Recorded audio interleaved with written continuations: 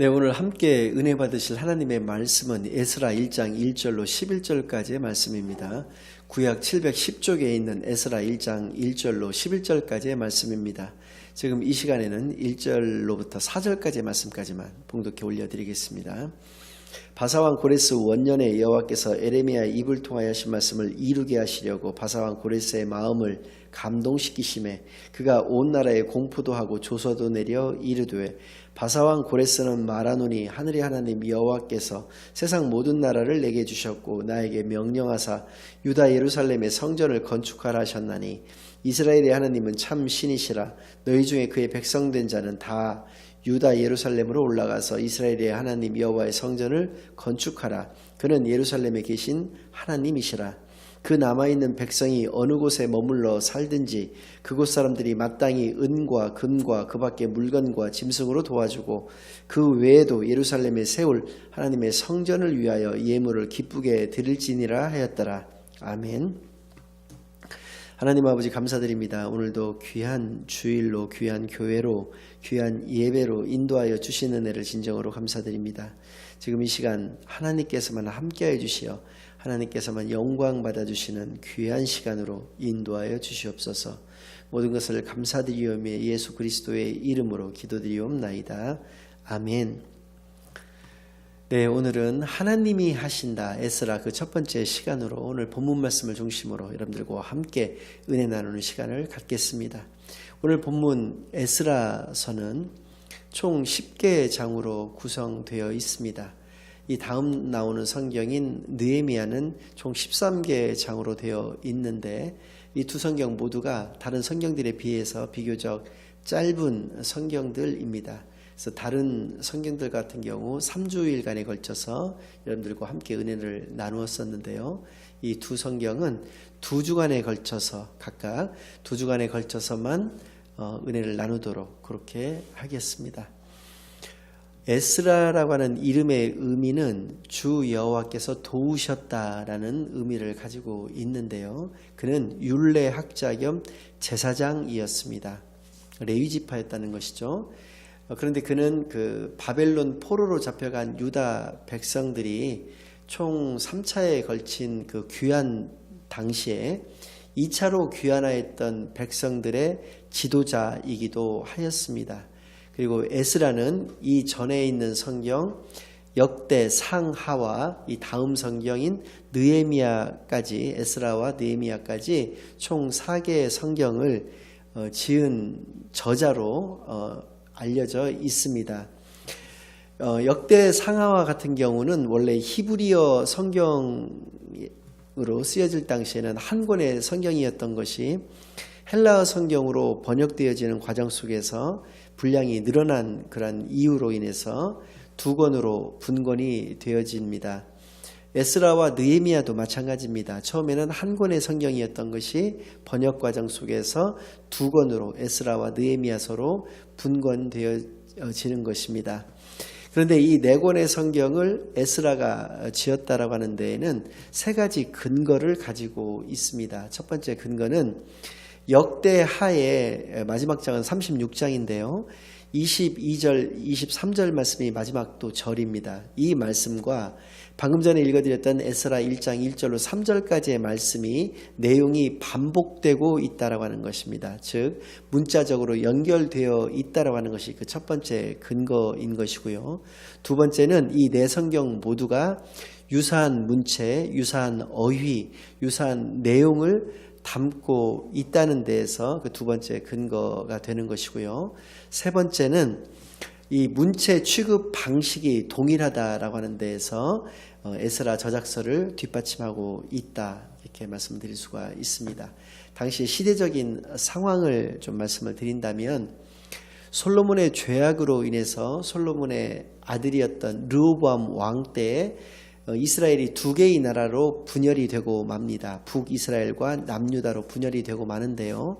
분열되다 보니까 국력이 약화되고 세력이 약화되고 무엇보다도 하나님의 앞에서 죄를 지은 관계로 하나님의 심판으로 인해서 이미 BC 722년에는 당시의 강대국이었던 아수르에 의해서 북이스라엘이 멸망을 이미 당했고요. BC 586년에는 신흥 강대국으로 부상되었던 바벨론에 의해서 남유다 역시도 멸망을 당하고 맙니다. 그런데 이때 그 이전, 한 20여 년 이전인 BC 605년부터 이미 바벨론에 의해서 많은 남유다의 백성들이 죽임을 당하였고요. 1차로 포로로 끌려가게 됩니다. 이것을 1차 포로 유수라 이렇게 얘기를 하는데요. 이때 당시에 대표적인 인물로는 한 15세 정도로 추정되고 있는 다니엘과 세 친구들이 있었습니다. 그리고 2차는 BC 597년에 또 많은 사람이 죽임을 당하였고 포로로 또 끌려가게 되었던 것이고요. 3차 때인 BC 586년에는 남유다가 완전히 멸망을 당하게 되었던 것입니다. 이때 솔로몬의 성전도 같이 회파가 되어버렸고요. 상당히 많은 사람들이 죽었고 남아있는 대부분의 사람들이 다 3차 포로로 끌려가게 되었던 것입니다. 그러던 것이 오늘 읽었던 본문 말씀과 같이 바사라고 하는 다른 말로는 페르시아라고도 하고요. 오늘날의 위치로는 이란 지역이 되겠는데요.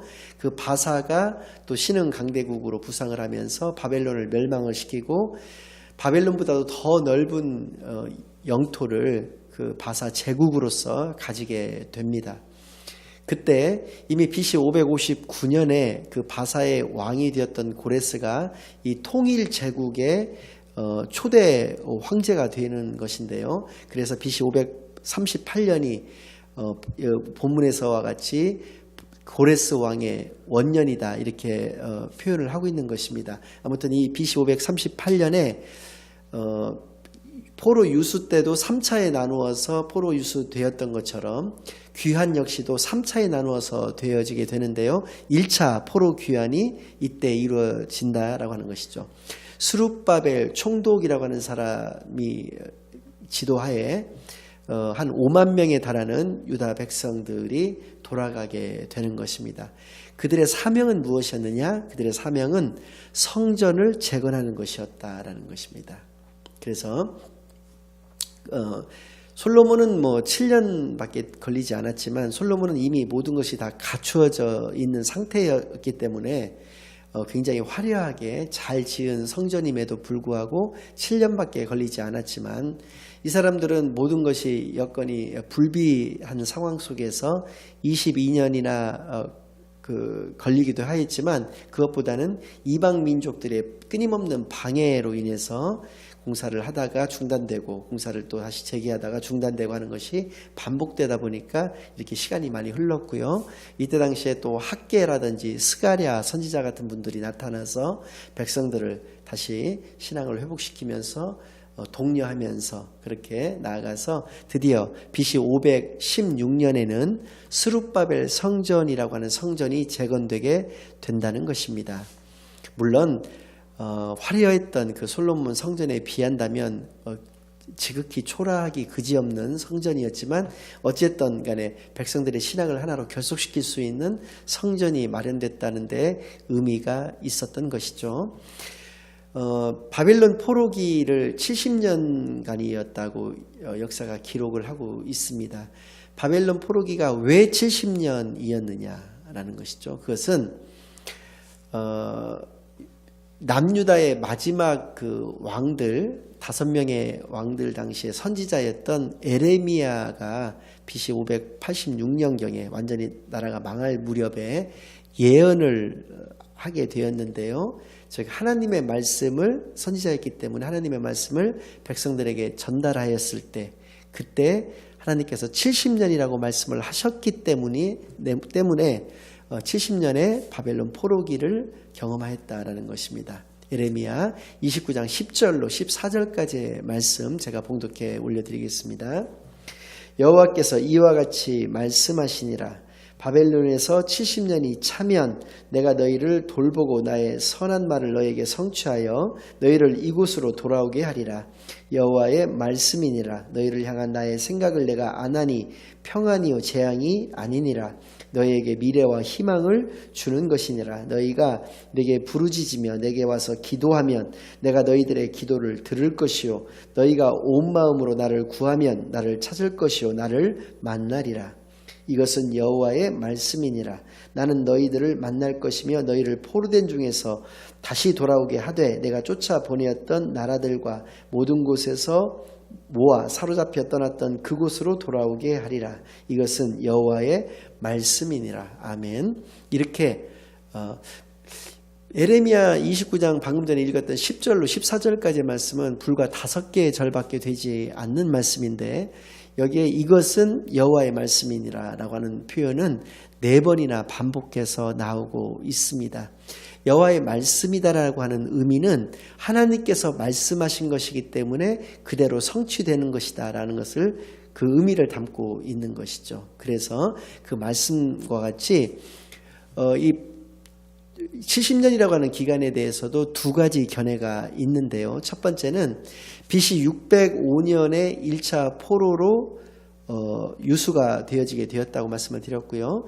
BC 538년에 1차 포로 귀환이 되어졌다라고 말씀을 드렸는데 이때 유수로부터 귀환, 1차 유수로부터 1차 귀환까지를 70년이라고 잡는 견해가 있습니다. 근데 여기에는 문제가 좀 있는 것이 67년밖에 되질 않습니다. 70년에서 3년이 부족하게 되는데요. 아무튼 이게 첫 번째 견해이고요. 두 번째 견해는 BC 586년에 남유다가 완전히 멸망을 하면서 솔로몬의 성전이 완전히 회파가 되어버리고 말고요. 1차 귀환했던 이 백성들이 성전을 재건한 것이 BC 516년이라고 하는 것입니다. 그래서 이게 정확하게 70년이 되는 것이기 때문에요. 예루살렘은 하나님의 성지이고요.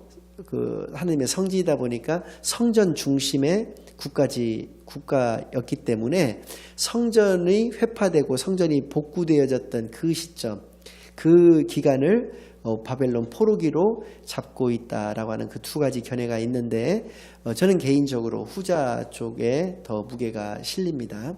어쨌든 이런 2가지 견해가 있고 이런 70년의 그 포로 기간은 하나님께서 그렇게 이스라엘의 민족들의 죄악으로 인해서 그렇게 잡으신 것이다 라는 것을 오늘 본문 말씀을 통해서 알 수가 있는 것이고요. 2차 때는 이때로부터 BC 538년으로부터 80년이 지난 BC 458년에 귀환을 하게 되는 것이고요. 1차 때 한 5만 명 정도가 귀환을 했다면 2차 때에는 5천 명 정도만이 귀환을 하게 됩니다. 이때의 지도자가 에스라였다라고 하는 것이고요. 이들이 했던 사명은 감당했던 사명은 영적 재건이었다라고 하는 것입니다. 즉 신앙의 부흥운동, 신앙의 회복운동을 전개했다는 것이죠. 그들이 주로 했던 것은 신앙을 회복하기 위해서는 무엇보다도 회개가 우선되어야 되기 때문에 회개를 촉구를 하게 되었던 것입니다. 근데 당시에 그 이스라엘 1차 귀환했던 백성들의 그 죄악은 어떤 것이었느냐면 80년간에 그들이 저질렀던 죄악은 그 주변의 이방 여인들과의 통혼을 통해서 그 이방 여인들이 가지고 들어왔던 이방 신들을 같이 혼합하여 섬기고 있었던 우상 숭배의 죄를 또다시 짓고 있었다라고 하는 것입니다. 그래서 에스라는 회개를 촉구를 하게 되었던 것인데요.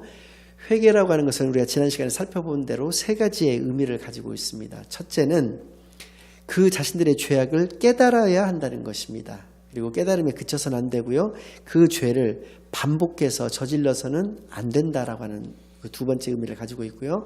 3번째는 하나님께로 돌아와야 된다라고 하는 그런 의미를 갖고 있는 것이 회개이기 때문에 그들이 이미 아이들까지 낳고 결혼 생활을 하고 있었습니다. 20년, 30년 이상씩 살을 맞대고 살았던 부부였습니다. 그러나 그럼에도 불구하고 자신들이 죄악을 저질렀다는 것을 깨달았다라고 한다면 회개라고 하는 것은 어떤 것이냐면 어쩔 수 없이 눈물을 머금고 그들과 이혼을 하게끔 만들었다라고 하는 것이죠. 그래서 상당량의 재산을 그들에게 주어서 각기 그 이방 자신들의 나라들로 돌려보내주게 되었던 것이고요.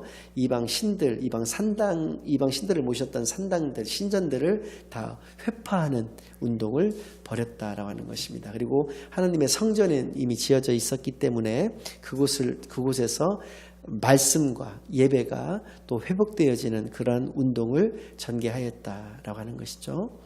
3차는 BC 444년에 느헤미야 선지자의 지도하에 약 4만 명의 유대 민족들이 또 귀환을 하게 되는 것입니다. 그들이 담당했던 사명은 바로 성벽 재건이었다라고 하는 것이죠. 세상 사람들 같은 경우에는 이것이 순서가 뒤바뀌었었을 것입니다. 그들은 먼저 세상 사람들 같은 경우는 성벽부터 자신들의 집을 짓는다든지 나라를 좀 튼튼히 하는 기초를 만든다든지 하는 것을 먼저 하고, 그 다음에 영적인 재건을 하고 또 성전을 여건이 되는 대로 짓는다든지 이런 식의 일을 할 터인데, 역시 하나님의 선민들이었던 관계로 또 그것이 하나님의 명령이었기 때문에 1차로 그들이 하였던 것이 성전 재건, 2차로 하였던 것이 영적 재건, 3차로 하였던 것이 성벽 재건이었던 것을 알 수가 있습니다. 그래서입니다. 이 지금 에스라서와 느헤미야서까지는 이러한 역사, 110년 정도의 역사를 이렇게 기록을 하고 있는 것인데요. 디아스포라라고 해서 흩어진 유대인들이 200만 명 이상이 되었었습니다. 그런데 아까 말씀드린 대로 1, 2, 3차 귀환을 통해서 돌아왔던 백성들의 숫자는 9만 5천 명 정도밖에 되지를 않았다는 것입니다. 약 5% 정도도 채 되지 않았던 사람들이 돌아왔는데, 성경은 이 사람들의 초점을 맞추고 있다는 것입니다. 그래서 이것을 정사라고 할 수 있는데요. 귀환하지 않은 자의 이야기도 다루어져 있습니다. 그것은 그들에게도 하나님의 보호하심과 인도하심이 있었던 이야기를 우리에게 알려주시기 위해서 그렇게 하였던 것인데요. 이 다음 성경인 에스더서가 가장 비근한 예가 될 것입니다. 바사 왕의 왕비로 살았던 그 에스더, 그는 유대민족이었었는데요. 이렇게 백성들이 귀환할 때 귀환하지 않았던 사람들이었습니다. 그러니까 190만 명이 넘는 한 200만 명 가까운 귀환하지 않은 자 중에 그 한 사람이었고 한 사례가 될 수가 있는데요.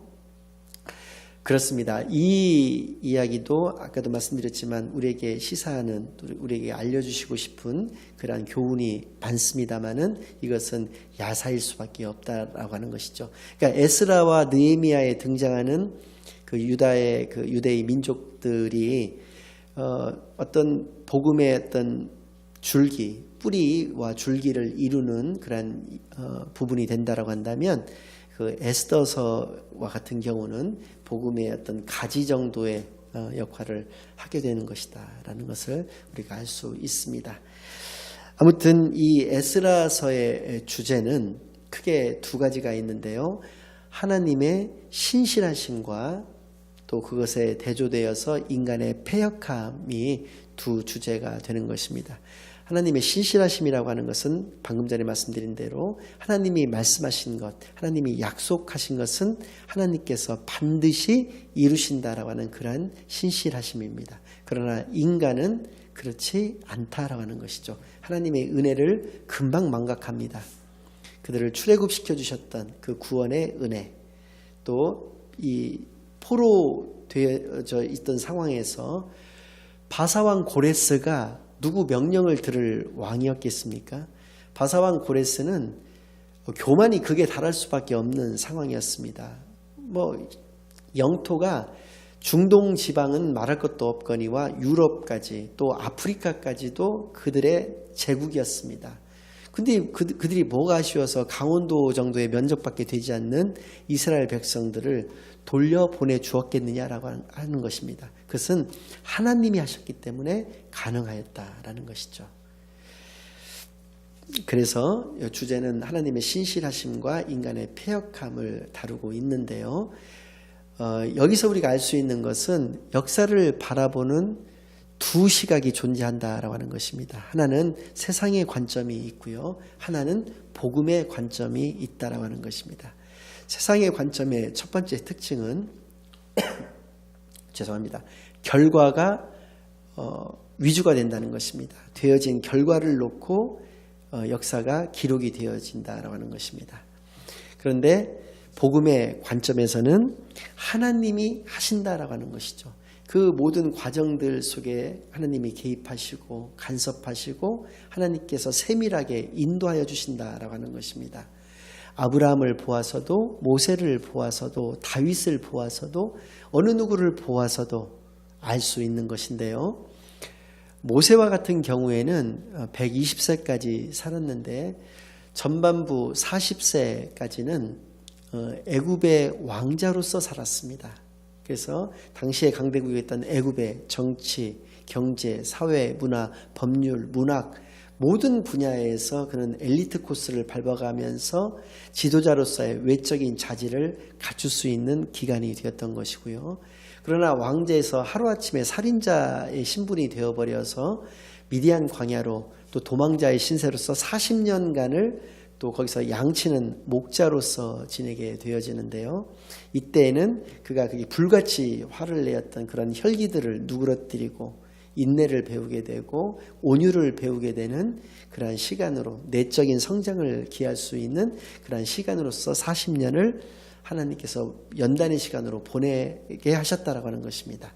그래서 결국 남은 40년 기간 동안에 출애굽한 이스라엘 민족들의 지도자로서 광야 생활 40년을 이끄는 그러한 지도자로서 하나님께 쓰임받았던 것이 바로 모세였던 것처럼 이렇게 한 사람의 세밀한 어떤 인도하심을 통해서 민족들을 이끌게 하셨던 그래서 역사를 이루어 가셨던 하나님의 모습을 단적으로 알 수 있는 것이 바로 모세의 일생을 통해서도 우리가 알 수 있다는 것이죠. 두 번째는 세상의 관점은 승자의 기록이라는 것입니다. 그래서 승자의 무용담 위주의 역사가 기록이 되어져 있는 반면에 복음의 관점에서는 하나님의 역사를 기준으로 하고 있다라고 하는 것입니다. 즉 본문에서는 지금 고레스가 등장하고 있는데 하나님께서는 고레스든 알렉산더든 로마의 네로 황제든 어느 누구든지 관계가 없습니다. 하나님이 쓰시고자 하면은 쓰신다라고 하는 것입니다. 그러니까 하나님이 역사하시고자 하나님이 계획하셔서 하나님이 그렇게 하시고자 하신다라고 한다면 그렇게 하신다라고 하는 것이죠. 그러니까 역사는 하나님에 의해서 이루어져 간다라고 하는 것을 우리가 알 수 있다는 것이고요. 세 번째는 보여지는 것만 기록한 것을 역사라고 한다는 것입니다. 즉 과거의 것, 과거에 있었던 것을 기록한 것이 역사다라고 하는 것이 세상의 관점입니다. 그러나 복음의 관점에서는 하나님이 말씀하시는 대로 이루어져 가는 것이 역사다라고 하는 것입니다. 그래서 우리는 미래도 알 수 있는 것입니다. 신약을 통해서 우리에게 말씀을 해 주셨기 때문에 그렇습니다. 무슨 말씀이냐면 성경은 두 권의 성경으로 크게 나누어져 있는데 구약과 신약이 그것입니다. 구약은 오실 예수님에 대한 기록입니다. 신약은 그 오실 예수님께서 오셨습니다. 그래서 그 오신 예수님께서 하셨던 그 사역들과 다시 오실 예수님에 대한 예언의 말씀이 기록되어져 있다는 것입니다.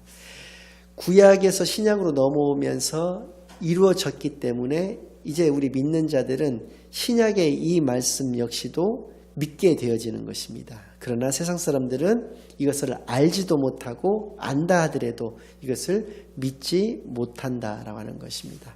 이것은 그들이 믿는 것은 되어진 사실만 믿는다라고 하는 것이죠.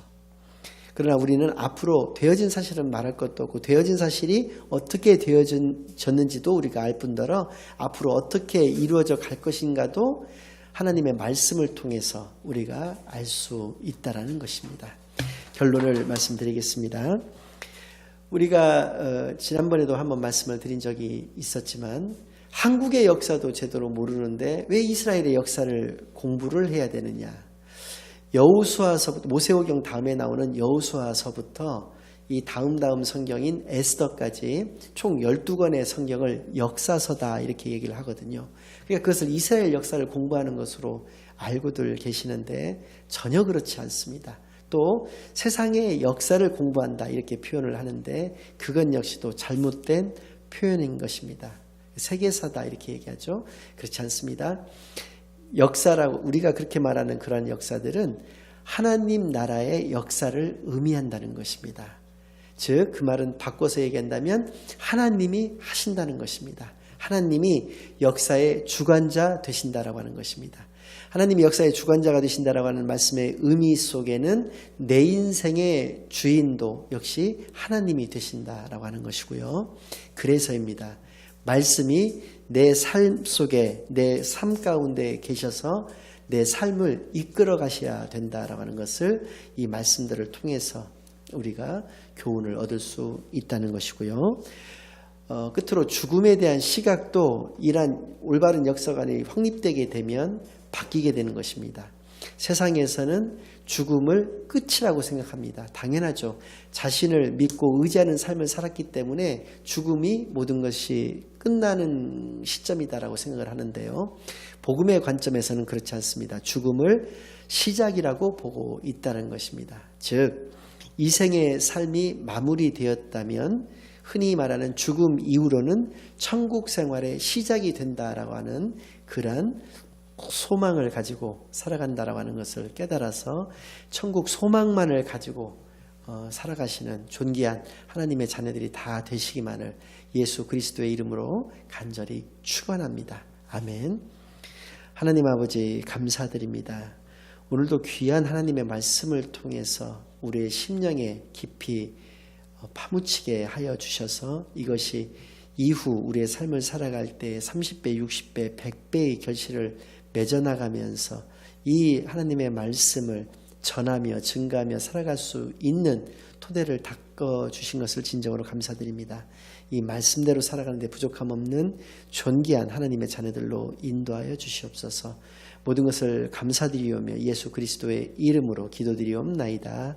아멘.